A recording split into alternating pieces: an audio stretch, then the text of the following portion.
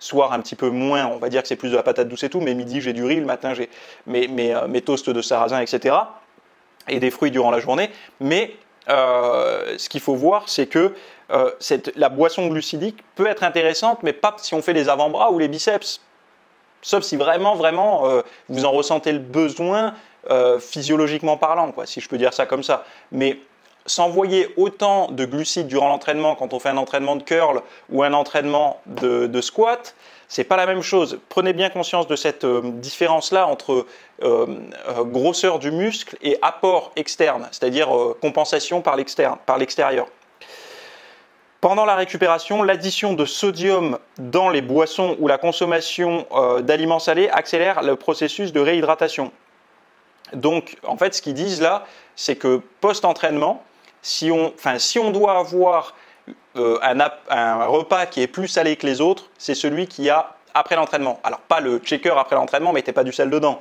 Mais par exemple, vous prenez votre shaker, vous allez prendre votre douche, etc. Et le repas qui va suivre en fait votre séance, quelle que soit l'heure à laquelle il arrive, mais celui qui suit, c'est celui qui est le plus intéressant pour avoir un apport en sodium.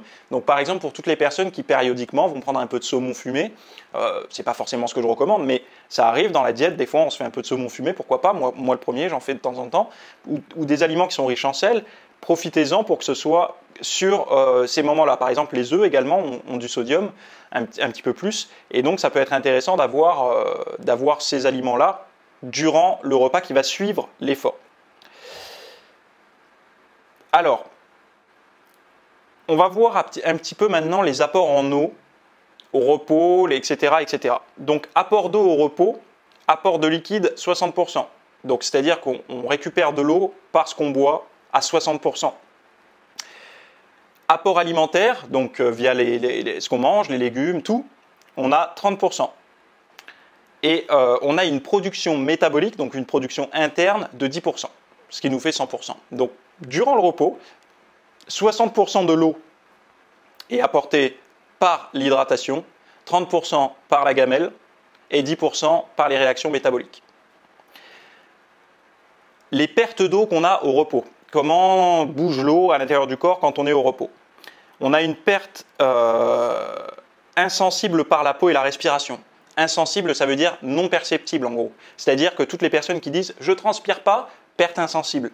Et bien cette perte insensible, elle est quand même à hauteur de 30%, donc c'est pas rien. Autant que ce qu'apporte par exemple l'alimentation solide comme eau.